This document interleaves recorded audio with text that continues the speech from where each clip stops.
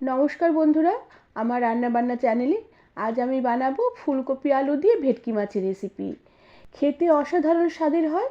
শীতের দুপুরে গরম গরম ভাতের সাথে খেতে অপূর্ব লাগবে। আর বানানোর পদ্ধতি একদমই সোজা। রেসিপিটি তোমাদের সম্পূর্ণ দেখার অনুরোধ রইল। দেখে ভালো লাগলে একটি লাইক শেয়ার আর সাবস্ক্রাইব করে দেবার অনুরোধ রইল। প্রথমে আমি এখানে ভেটকি মাছ নিয়েছি। এখানে 4 থেকে 5 পিস মতন ভেটকি মাছ আছে। একটি মাঝারি সাইজের ভেটকি মাছ কেটে ধুয়ে নিয়ে আমি অল্প করে একটু নুন আর হলুদ গুঁড়ো আর একটু অল্প করে লেবুর রস মাখিয়ে রেখে দিয়েছিলাম। আর ভেটকি মাছে দেবার জন্য আমি অল্প করে একটু ফুলকপি আর আলু কেটে নিয়েছি। ফুলকপি আলু ছোটো ছোটো টুকরো করে কেটে নিয়েছি। প্রথমে আমি শুকনো খোলায় মাছের জন্য একটি মশলা বানিয়ে নেব।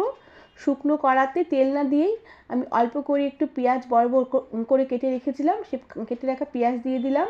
সাথে অল্প রসুন, অল্প একটু আদা, খানিকটা কাঁচা লঙ্কা, খানিকটা টমেটো, সাথে দিলাম এলাচ, দারচিনি আর এই জয়িত্রীর কয়েকটা পাপড়ি, আর সাথে কয়েকটা গোলমরিচের দানা দিয়েছি। তার সাথে দিলাম গোটা জিরে, গোটা ধনে আর গোটা মৌরি। সমস্ত মশলাগুলোকে এবার এই শুকনো খোলায় একটু নেড়ে চেড়ে নেব। মশলাগুলোকে হালকা একটু রোস্ট করে একটু ভেজে নেব। মশলাগুলো তেল ছাড়াই একটু নেড়ে চেড়ে নেবার পর মশলাগুলো সুন্দর একটু রোস্টেড মতো হয়ে এসেছে। এবার এই সমস্ত মশলাগুলোকেই নামিয়ে নেব।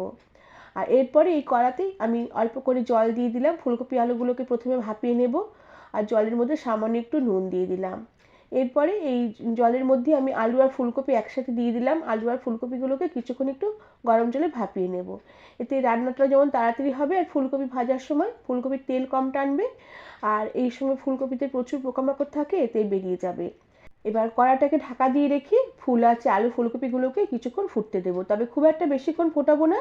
একটু ফুলকপি আর আলু জলটা একটু ফুটে আসলেই আমি গ্যাসের আঁচ বন্ধ করে দিয়ে আলু ফুলকপিগুলোকে কড়া থেকে ছেঁকে নেব, জল ছেঁকে নেব।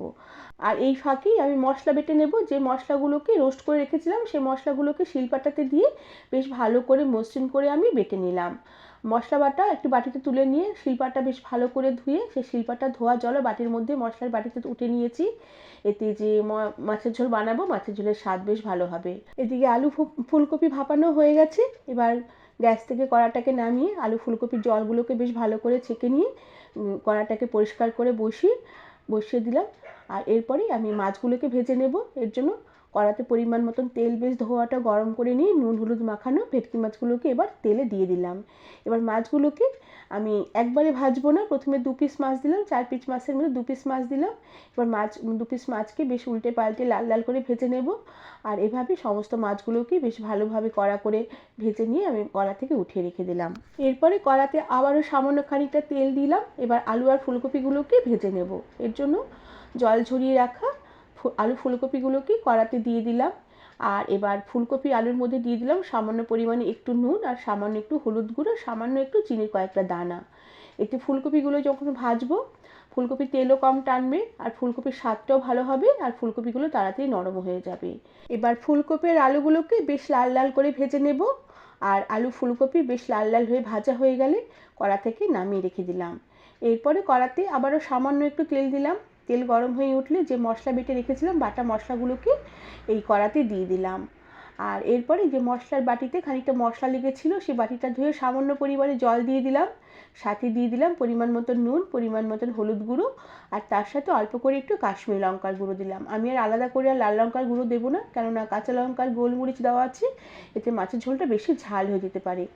এবার সমস্ত মশলাগুলোকে বেশ ভালো করে নেড়েচেড়ে কষিয়ে নেব যতক্ষণ না মশলার জল শুকিয়ে গিয়ে মশলা থেকে বেশ ভালোভাবে তেল সেপারেট হয়ে আসে। কিছুক্ষণ মশলা বেশ নেড়েচেড়ে কষিয়ে নেবার পরে যে ফুলকপি আর আলুগুলোকে ভেজে তুলে রেখেছিলাম ভাজা ফুলকপি আলুগুলোকে মশলাতে দিয়ে দিলাম। আর এবার মশলার সাথে ভাজা আলু ফুলকপিগুলোকে বেশ ভালো করে নেড়েচেড়ে কিছুক্ষণ কষিয়ে নেব। এরপরে যেই পাত্রের মধ্যে আমি ভাজা আলু ফুলকপিগুলোকে তুলে রেখেছিলাম সেই পাত্রটা ধুয়ে সামান্য পরিমাণে একটু জল দিয়ে দিলাম। এবার বেশ ভালো করে নেড়েচেড়ে নিয়ে এবার গ্যাসের আঁচ কমিয়ে দিয়ে ঢাকা দিয়ে রেখে কিছুক্ষণ আমি লো আঁচে রান্না হতে দিলাম। এতে মশলার সাথে আলু ফুলকপি যখন ভালোভাবে কষানো হবে রেসিপিটি খেতেও বেশ সুস্বাদু হবে। আর এভাবে বেশ কিছুক্ষণ আলু আর ফুলকপি মশলার সাথে একসাথে কষিয়ে নিয়েছি। সমস্ত মশলা আলু ফুলকপি খুব সুন্দর কষানো হয়ে গেছে। এবার ঝোলের জন্য আমি পরিমাণ মতন জল দিয়ে দেবো। এখানে আমি উষ্ণ গরম জলই ব্যবহার করেছি, ঝোলের পরিমাণটা একটু বেশি দিয়েছি। জল দিয়ে বেশ ভালো করে নেড়েচেড়ে নিয়ে ঝোলটাকে কিছুক্ষণ ফুটতে দেবো। ঝোলটাকে কিছুক্ষণ ফুটিয়ে নেবার পরে আমি ভাজা মাছগুলোকে ঝোলে এবার দিয়ে দিলাম। সমস্ত ভাজা মাছগুলোকে ঝোলে দিয়ে বেশ ভালো করে এবার উল্টে পাল্টে দেবো। এরপরে গ্যাসের আঁচ কমিয়ে দিয়ে ঢাকা দিয়ে রেখে লো আঁচে আমি মাছের ঝোল কিছুক্ষণ রান্না হতে দিলাম। যতক্ষণ না আলু ফুলকপি বেশ ভালোভাবে সেদ্ধ হয়ে গিয়ে মাছগুলো খুব সুন্দর একটা ঝোলের মধ্যে মজে আসবে আর ঝোলটা বেশ একটু ঘন হয়ে আসবে। আর এভাবে মাছের ঝোল আমি কিছুক্ষণ ফুটিয়ে নিয়েছি। ফুলকপি আলু খুব সুন্দর সেদ্ধ হয়ে গেছে, মাছও বেশ খুব সুন্দর মজে এসেছে আর ঝোলটাও বেশ অনেকটাই ঘন হয়ে এসেছে। এবার ঝোলে নুনের পরিমাণটা একটু চেক করে নেব।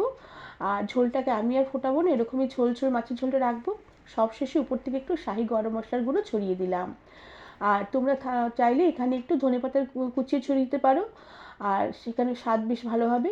এবার সব কিছু বেশ ভালোভাবে নেড়েচেড়ে মিশিয়ে নিয়ে গ্যাসের আঁচ বন্ধ করে দিয়ে ঢাকা দিয়ে কিছুক্ষণ স্ট্যান্ডিং টাইমে রেখে দেবো। এতে মাছগুলো আরও বেশ ভালোভাবে মজবে, রেসিপিটি খেতে আরও ভালো লাগবে। বন্ধুরা, এইভাবে তোমরা শীতের দুপুরে গরম গরম ভাতের সাথে ফুলকপি আলুর ঝোলের রেসিপিটি বানিয়ে খেয়ে দেখতে পারো। খেতে অপূর্ব স্বাদের হবে। আজ তাহলে আসি, পরে আবার একটি অন্য কোনো নতুন রেসিপির সাথে দেখা হবে। ধন্যবাদ বন্ধুরা।